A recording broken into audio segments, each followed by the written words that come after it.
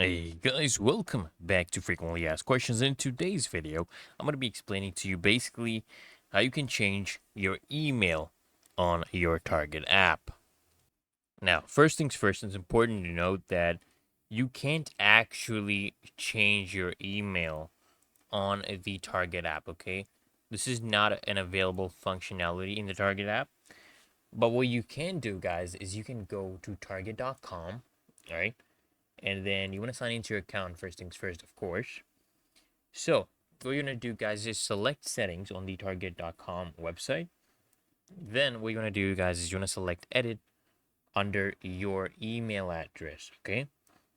Then just select your new email address, enter your email address, and you'll have to enter it twice to basically confirm it. And then you just have to click on a save. Okay, then they'll just ask you to check your current email to verify the change. You just put in the OTP code to verify it, and your email address will now be changed, guys. So it's literally that easy and simple, guys. So I hope this video helps you out, and if it did, guys, consider smashing that like button as well as subscribing to frequently asked questions. Turn those bell notifications, guys, so you get notified of the next video, and I'll see you in the next one.